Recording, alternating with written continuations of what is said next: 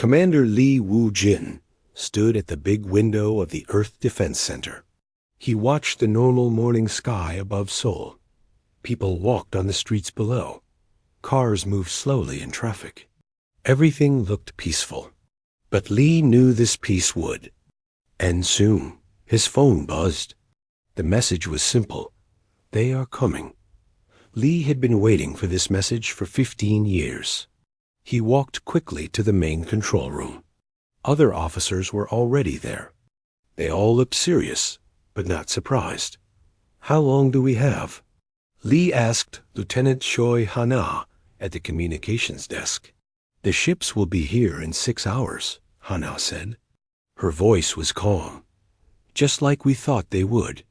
Dr. Park So-young looked up from her computer screen.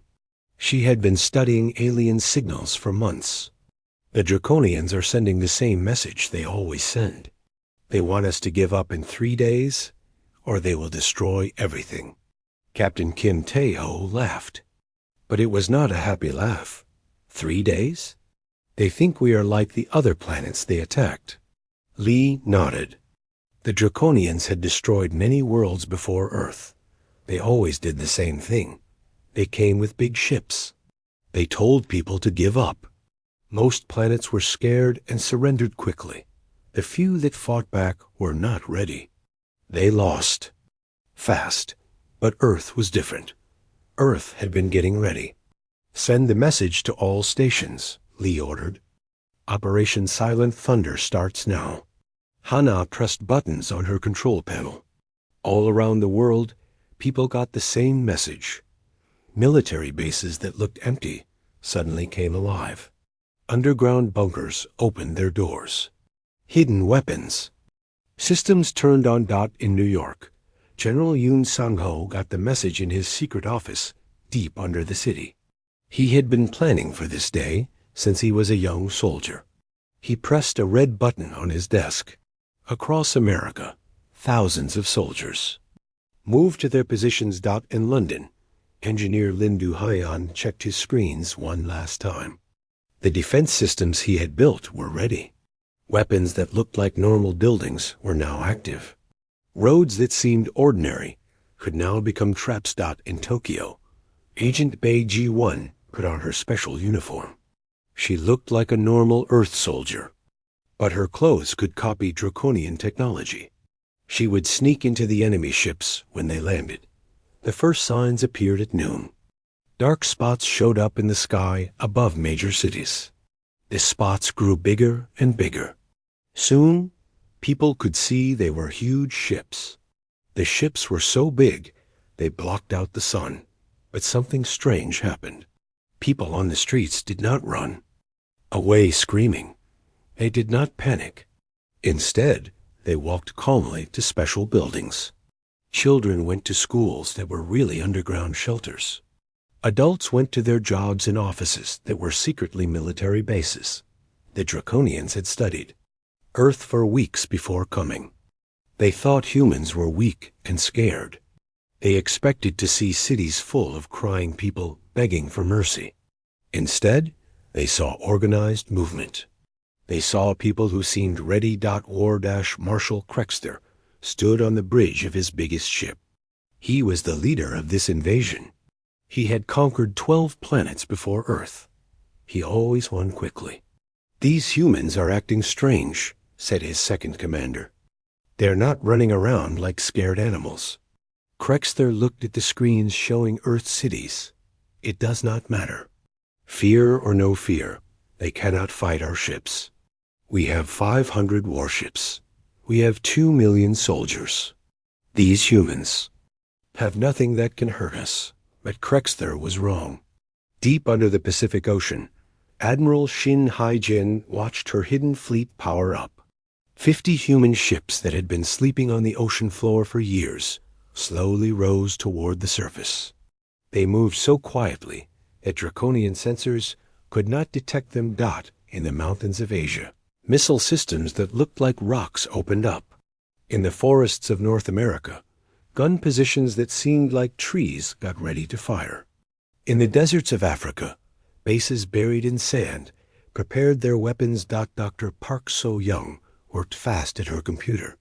She had learned the Draconian language. Months ago, she listened to their radio messages. "They are landing in the places we thought they would," she told Lee. "Tokyo, New York, London, Berlin, Moscow." "They picked all the big cities." Lee smiled. "Perfect. They are doing exactly what we wanted them to do." The Draconian ships landed in the centers of the biggest cities. Huge metal doors opened. Thousands of Draconian soldiers marched out. They were tall and strong, with green skin and sharp teeth. They carried powerful weapons that could melt steel. The soldiers expected to see humans running away in fear. Instead, they saw empty streets. The humans had all gone inside their buildings. The cities looked like ghost towns. "Where are they all?" asked a Draconian captain. "Hiding like cowards," said another. "This will be easy." A Draconian spread out through the cities. They found the buildings were not empty. Humans were inside, but they were not crying or begging. They were working. They sat at computers and talked on radios. They acted like the invasion was just another day at work. Krexther sent his message to all of Earth. His voice boomed from speakers in every city. "People of Earth, we are the Draconian Empire. We have conquered many worlds. You have 3 days to surrender. Give up now, and some of you will live as our slaves. Fight us, and we will kill everyone." In the Earth Defense Center, everyone heard the message. They looked at Lee, waiting for his answer. Lee picked up his microphone. He sent a message back to Krexther, but also to every human on Earth. "We got your message. We have an answer for you. Come and take our world if you can." Then Lee did something that surprised the Draconians. He turned off all of Earth's communication systems. No more messages went out to space. Earth became silent. On his ship, Krexther waited for Earth's leaders to call him back. He waited for them to beg for mercy. He waited for them to offer to surrender. He waited, but no message came. "Sir," said his communications officer, "Earth has gone completely silent. We cannot detect any radio or computer signals." Krexther was confused. This had never happened before. Other planets always tried to negotiate. They always asked for more time. They always hoped to find a way to survive. But Earth was different. Earth was quiet. Earth was waiting. And in that silence, something was moving. The first day of the invasion felt strange to the Draconians. Their soldiers walked through empty streets. They found buildings full of humans, but these humans did not fight back. Instead, they seemed to be waiting for something. War-Marshal. Krexther stood in his temporary command center in downtown Tokyo. He had set up his base in what used to be a big office building. Everything seemed too easy. His soldiers had taken control of all the major cities without firing a shot. "Report," he ordered his commanders. "All cities are under our control," said Commander Vextar. "The humans have not attacked us anywhere. They stay in their buildings and do their normal work." "What about their military?" Krexther asked. "We cannot find their main army," said Commander Zelenok. "We see some soldiers, but they run away when we get close. They seem scared." But Krexther felt something was wrong. In his 12 previous invasions, the local people always did one of two things. They either fought hard from the beginning, or they gave up completely and begged for mercy. These humans were doing neither. Deep underground, General Yoon Sang-ho watched everything on his screens.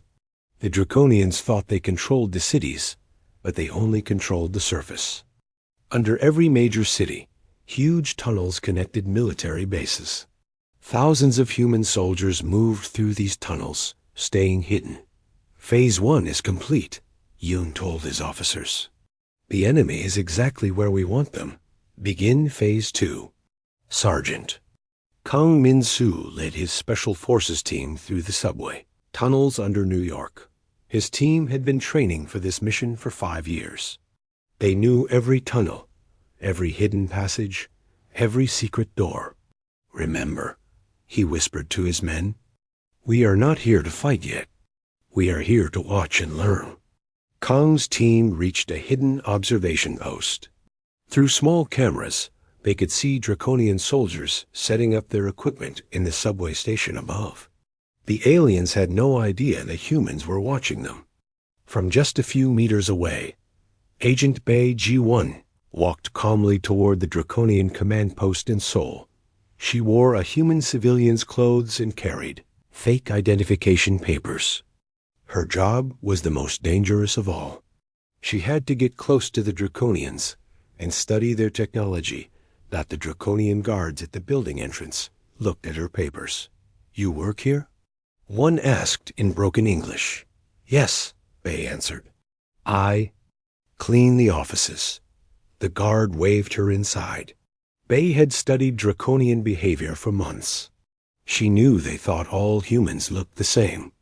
She knew they would not pay attention to one more human worker. Inside the building, Bay cleaned floors and emptied trash cans.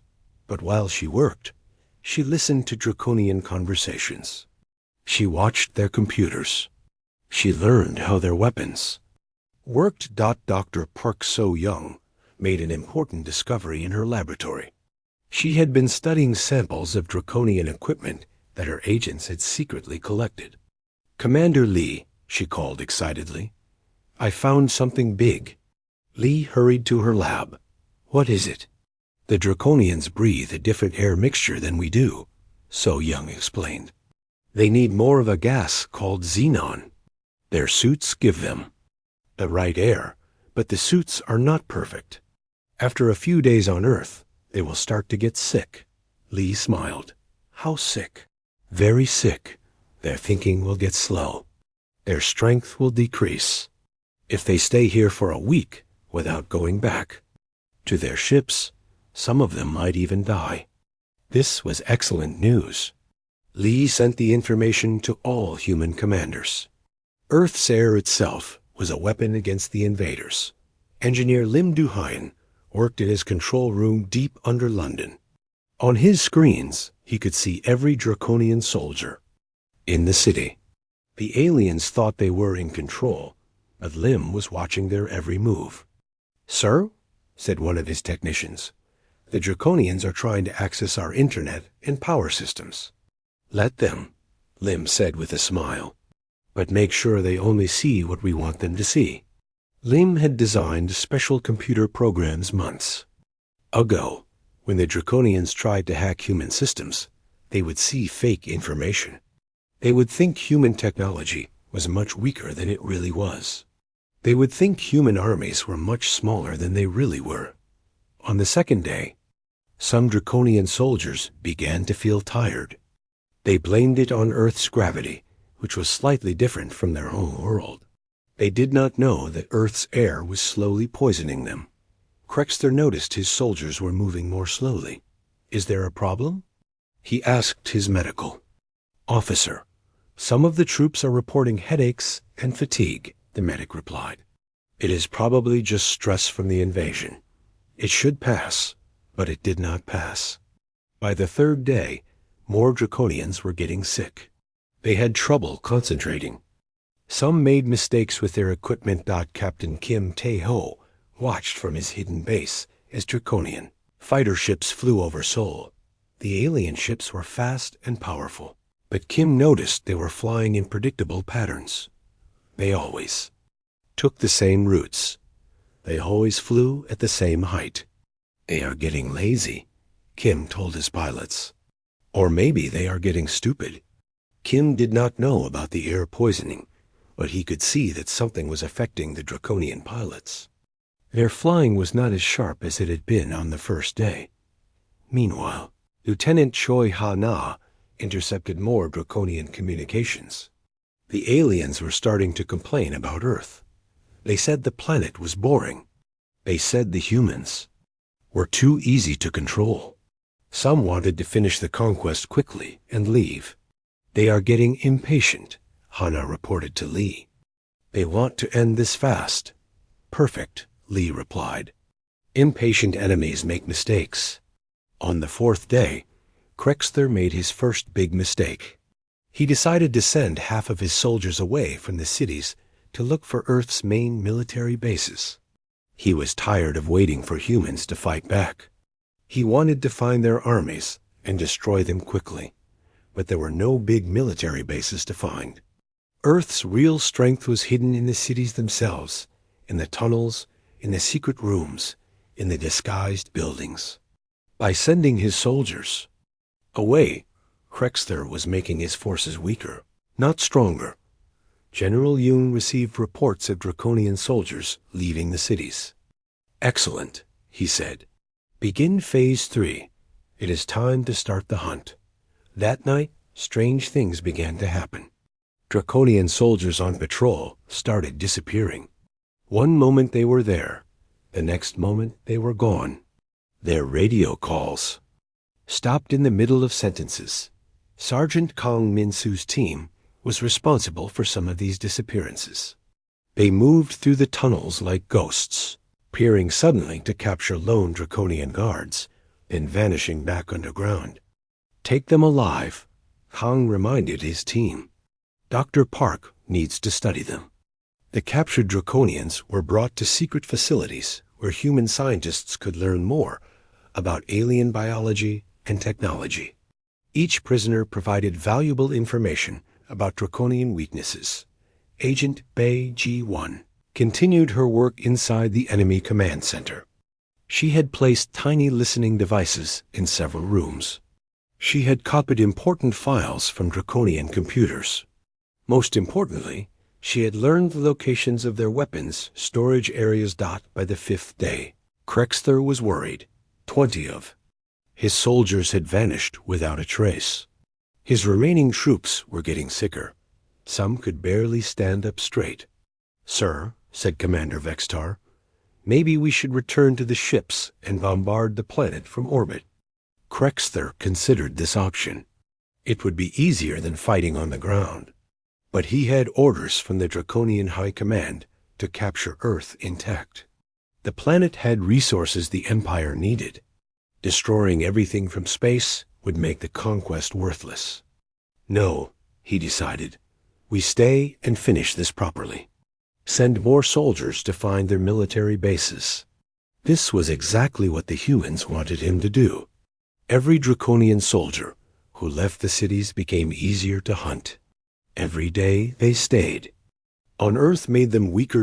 In her laboratory, Dr. Park So-young smiled as she studied her latest test results. The Draconian air poisoning was working better than expected. Soon, the invaders would be too weak to fight effectively. The trap was almost ready to spring. On the morning of the sixth day, everything changed.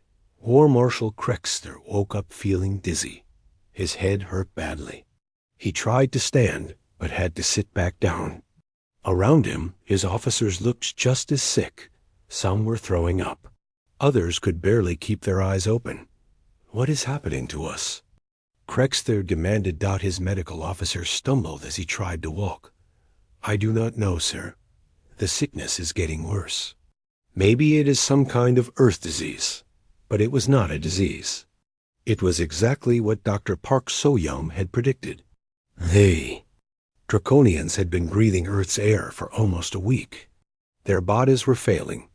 Commander Lee Woo-jin stood in the Earth Defense Center, watching reports come in from around the world. All stations report ready, he announced. Operation Silent Thunder. Phase 4 begins now. Suddenly, the ground began to shake in every major city. In Tokyo, the street in front of the Draconian Command Center split open. A huge gun turret rose up from underground. Draconian soldiers stared in shock as the weapon pointed directly at their building. In New York, the sides of office buildings opened like doors. Hidden missile launchers emerged from what had looked like normal windows. The buildings had been weapons all along. In London, engineer Lim Du-hyen pressed buttons at his control station. All over the city, fake walls fell away to reveal gun positions. Statues in parks turned into robot soldiers. Even some trees were not real. They were disguised. Weapons platforms. The Draconians had thought they controlled Earth cities. Now they discovered that the cities themselves were weapons designed to destroy them. Krexter tried to contact his ship in orbit. Emergency evacuation. He shouted into his radio. "We are under attack. Send shuttles immediately." But no shuttles came. High above Earth, Admiral Shin Haijin's hidden fleet had finally revealed itself. The human ships had been waiting on the dark side of the moon, invisible to Draconian sensors. "Fire," Admiral Shin ordered. 50 human warships opened fire at once. The Draconian fleet in orbit was caught completely by surprise. They had been watching Earth's surface, not looking for threats from space. The first Draconian ship exploded in a ball of fire. Then another. Then 3 more. In less than 10 minutes, half of Krexter's mighty fleet was destroyed or badly damaged. On the ground, the real battle began. Sergeant Kong Min-soo led his team up from the subway tunnels. All around New York, thousands of human soldiers emerged from hiding places. They had been living underground for a week, watching and waiting. "Remember your training," Kong told his men. "The Draconians are sick and confused. This is our chance." The Draconian soldiers tried to fight back, but they were in terrible condition. Many could not aim their weapons properly. Others fell down from exhaustion after just a few steps. Captain Kim Tae-ho climbed into his fighter plane. All around him, other human pilots were doing the same. The hidden airbase under Seoul's airport was fully operational now. "All wings. This is Flight Leader," Kim announced over the radio. "Let us show these aliens what Earth pilots can do." 100 human fighters took off at once. The Draconian ships in the sky were not expecting them. Many alien pilots were too sick to fly properly. Kim's squadron shot down 5 enemy fighters in the first minute of combat. Agent Beiji-1 was still inside the Draconian command center. When the attack began, she quickly planted explosive devices in the weapons storage room, then ran for the exit. Behind her, the building shook as human weapons hit it from outside. The explosives Bay had planted destroyed most of the Draconians. Extra ammunition. Without enough bullets and energy charges, the alien soldiers would run out of things to shoot very quickly. Dr. Park So-young monitored the battle from her laboratory. "The air poisoning is working perfectly," she reported to Lee. "Draconian combat effectiveness is down by 70%. All over Earth, similar battles were happening. In every city, the humans had prepared the same type of trap. Hidden weapons, underground armies, disguised buildings, everything designed specifically to fight Draconians. Krexter stumbled through the ruins of his command center. Half of his officers were unconscious. The others were too sick to give orders properly. "How did this happen?" he asked weakly. "How did we not see this coming?" The answer was simple. The humans had been planning for this invasion for 15 years. They had studied every Draconian conquest. They had learned from every mistake other planets had made. Earth did not try to fight the Draconians in space, where the aliens were strongest. Instead, Earth let them land and then trapped them on the ground, where human advantages were greatest. Colonel Nam Jae-sung emerged from his bunker in the mountains outside Seoul.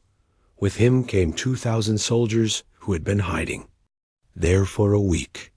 Their job was to attack any Draconians who tried to escape the city. "Surround the landing zone," Nam ordered. "No alien ships leave Earth." The Draconian landing ships were now under attack from all sides. Human forces had them completely surrounded. Some alien pilots tried to take off, but human missiles shot them down before they could reach the sky dot in space. The battle was going just as badly for the Draconians.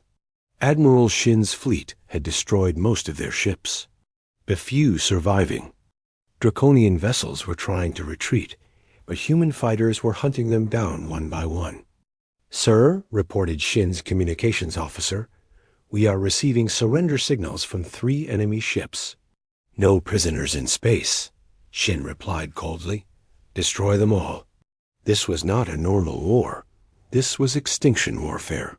Humanity had decided that no Draconian would leave Earth alive to warn their empire about what had happened here. Back on the ground, Specialist Ou Jin sat at her computer station. She was a cyber warfare expert, and her job was to make sure no Draconian messages reached space. "I have control of their communication systems," she reported. "All outgoing signals are blocked." O had not just blocked the messages. She had replaced them with fake signals that made it look like the invasion was going perfectly. If anyone in the Draconian Empire tried to contact Krexther's fleet, they would receive false reports saying everything was fine. By noon, the battle was almost over in most cities. The sick and confused Draconian soldiers could not fight effectively against healthy, prepared human forces. Many aliens were surrendering. Others were dying. Krexther made one last desperate attempt to contact his home world. He used his personal emergency transmitter to send a warning message. "Do not come to Earth. The humans are not what they seem. This planet is a trap." "They are." His message was cut off as human soldiers broke into his hideout. Krexther looked up at the humans surrounding him. They did not look like the weak, frightened people he had expected to conquer. These humans looked like soldiers. Professional, experienced, dangerous soldiers. "War Marshal Krexther," said the human leader, "you are our prisoner." Krexther tried to reach for his weapon, but he was too weak. The Earth's air had poisoned him too much. He collapsed on the floor, gasping for breath. As he lost consciousness, Krexther realized the terrible truth.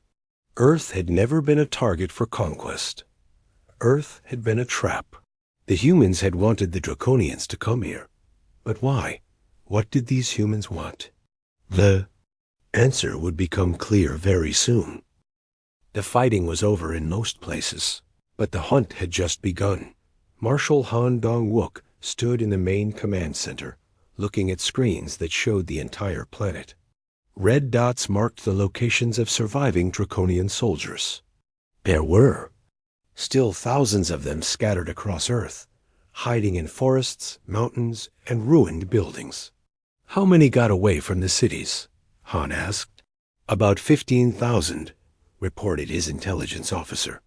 "They are split into small groups. Most are sick and running out of supplies." Han nodded. "Begin Operation Clean Sweep. I want every alien found and captured. None of them leave this planet alive." This was the part of the plan that would take the longest. The humans had won the big battles, but now they had to hunt down every single surviving Draconian. It was dangerous work, but it had to be done. Perfectly. Captain Song Yoonji climbed into her new fighter plane. It looked almost like a human aircraft, but it was built using Draconian technology that her engineers had copied and improved. The weapons were more powerful than anything Earth had ever built before. "Scanning for enemy movement," she reported over the radio. Her plane's sensors could detect Draconian body heat from miles away, even if the aliens were hiding underground. Song could find them. Her radar showed a group of 6 Draconians moving through a forest in Canada. They were probably trying to reach one of their crashed ships. "Target acquired," Song announced. She fired 2 missiles. The explosions lit up the forest below her. When the smoke cleared, the 6 Draconians were gone. Song felt no guilt about this. The Draconians had come to Earth, planning to kill millions of humans. Now Earth was returning the favor. Dr. Ro Kyung-min worked in his laboratory, creating new weapons specifically designed to hurt Draconians. He had studied captured alien prisoners and learned exactly how their bodies worked. "This gas will make them fall unconscious in seconds," he explained to his assistants. "But it will not hurt humans at all. We can use it to clear out any caves or bunkers where they might be hiding." The gas was loaded into special bombs that human planes could drop on Draconian hiding places. It was more effective than regular explosives because it could reach aliens hiding deep underground.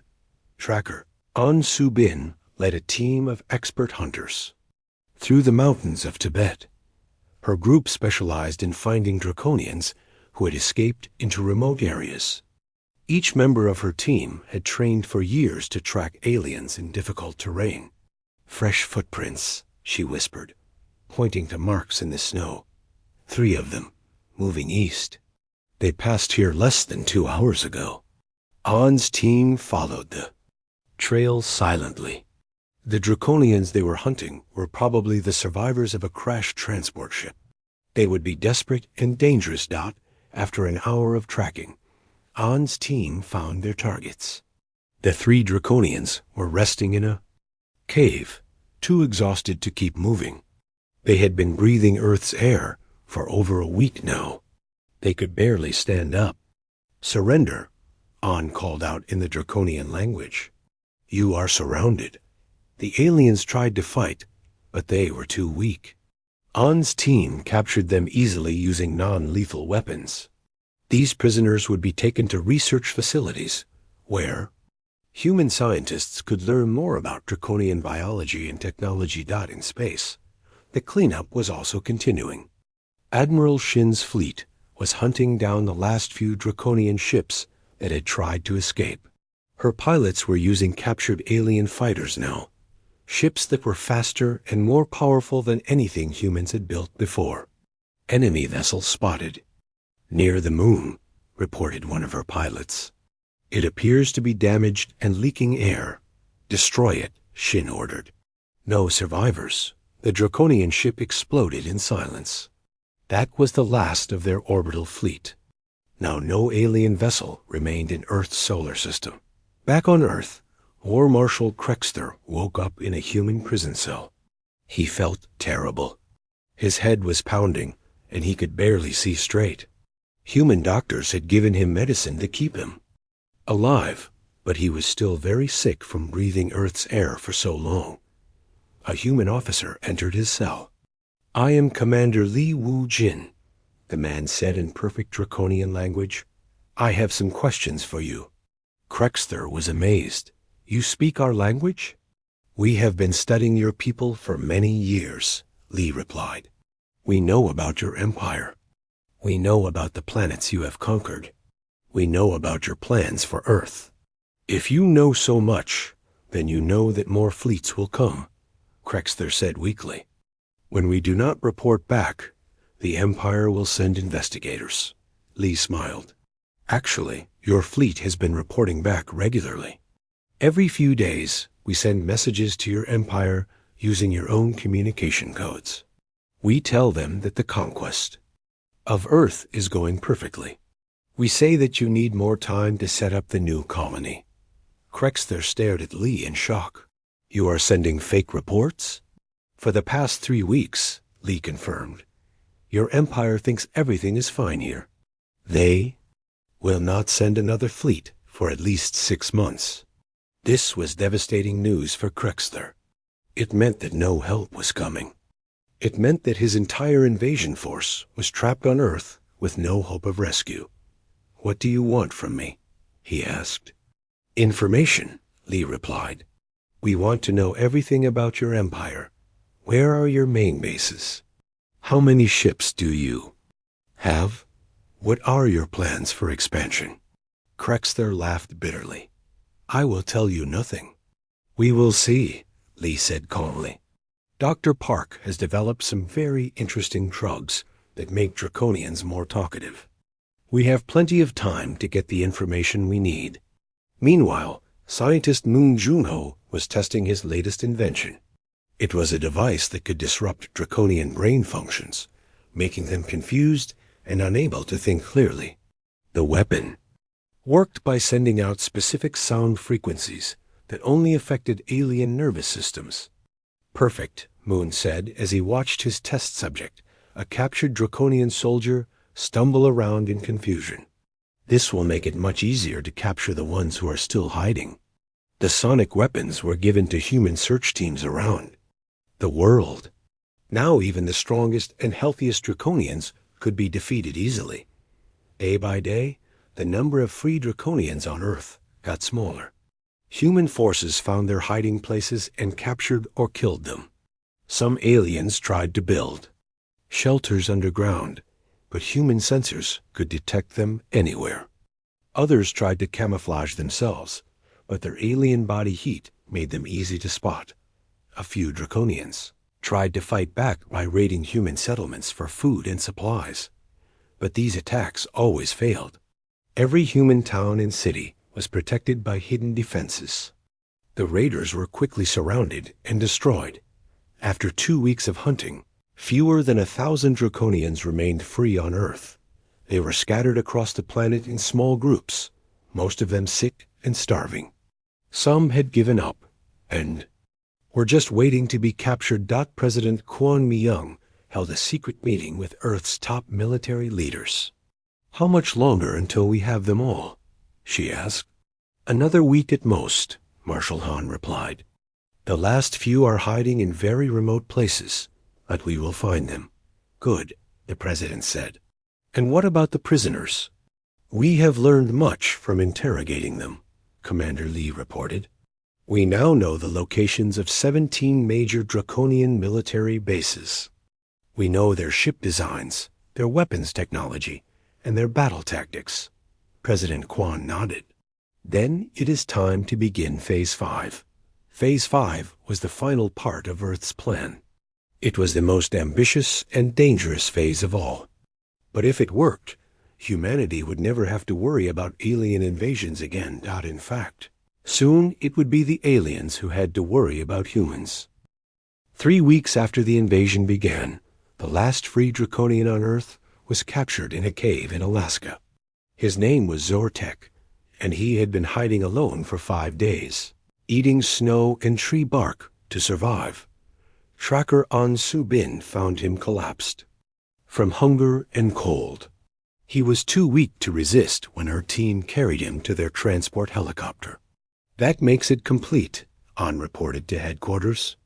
"Every single alien invader is now dead or captured." In the main command center, Marshal Han Dong-wook looked at the final numbers on his screen. The Draconian invasion force had consisted of exactly 2,247,691 soldiers and crew members. Now 1,891,442 were dead, and 356,249 were prisoners. Not one had escaped Earth. President Kwon Mi-young stood before a gathering of Earth's top leaders. Military commanders, scientists, engineers, and intelligence officers filled the secure meeting room deep under Seoul. "The defensive phase is complete," she announced. "Earth is safe, but our mission is not finished. Now we begin the offensive phase." She pressed a button, and a huge screen showed images of Draconian ships in the military harbor. But these were not wrecked ships. They had been repaired, improved, and painted with Earth's colors. "We now have the largest space fleet in human history," the president continued. 500 warships, captured intact and made better with our technology. We also have detailed maps of Draconian space, their military bases, and their defensive systems. Admiral Zhou Haiyan-woo stepped forward. "All ships are ready for departure. We have trained crews for every vessel. Our first target will be the Draconian naval base at Kepler 442. The plan was simple but deadly. Earth would use the captured Draconian fleet to attack the alien empire's own bases.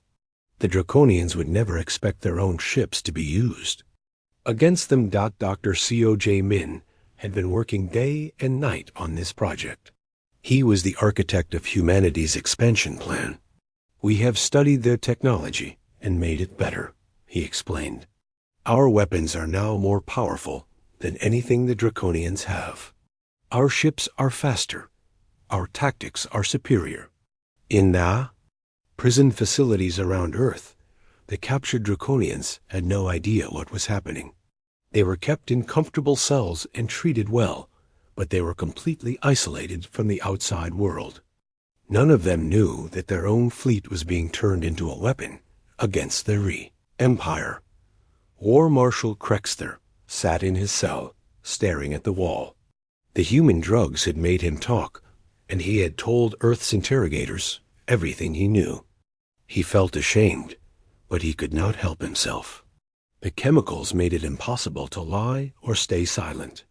I have betrayed my entire species, he thought sadly. But what choice did he have? The humans were too smart and too prepared. They had planned this trap for years. A human guard brought him his daily meal. Eat well, the guard said in Draconian language. You will need your strength. For what? Krexter asked. The guard smiled. You will see soon enough. Captain Hong In-ho walked through the captured Draconian flagship. Human technicians had spent weeks studying every system, every weapon, every piece of equipment. Now the ship was better than it had ever been under alien control. All systems check completed, reported his chief engineer. The ship is ready for combat operations. Hong nodded. He would be commanding this vessel when the human fleet attacked the first Draconian base. It felt strange to be using an alien ship, but Hong was excited about the mission. Load the special cargo, he ordered. The special cargo was a group of Draconian prisoners, including Krexter himself. They would be brought along on the attack for a very specific purpose. In another part of the ship, Dr. Park So-young made final preparations for the mission. She had developed a new biological weapon that would be even more effective than Earth's poisonous air. This weapon was designed specifically to kill Draconians quickly and painlessly.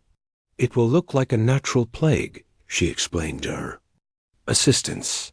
The Draconian Empire will think their colonies are being struck by disease. They will not realize they are under attack until it is too late. The first human fleet launched from Earth on a cold morning in November. 50 captured Draconian ships, now crewed by humans, rose silently into space. To any observer, they would look like a normal Draconian patrol returning from a successful conquest. Admiral Joe stood on the bridge of the lead ship, watching Earth grow smaller behind them.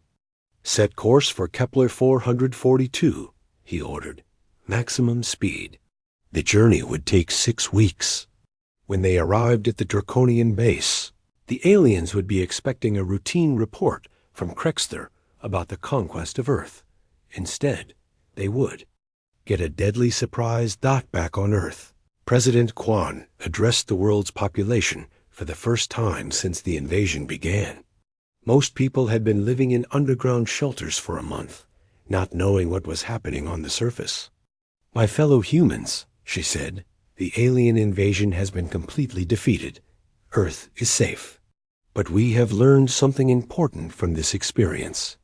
We have learned that we are not alone in the universe, and we are not safe as long as hostile aliens exist. She paused, letting her words sink in. Therefore, Earth will no longer wait for enemies to come to us. We will take the war to them. We will use their own weapons against them. We will make sure that no alien species ever threatens humanity again. The reaction around the world was mixed. Some people were excited about humanity's expansion into space. Others were worried about the cost and danger of interstellar war, but most people trusted their leaders. The government had prepared perfectly for the Draconian invasion. Surely they knew what they were doing now. In the weeks that followed, more human fleets launched from Earth. Each group of ships had a different target in Draconian space.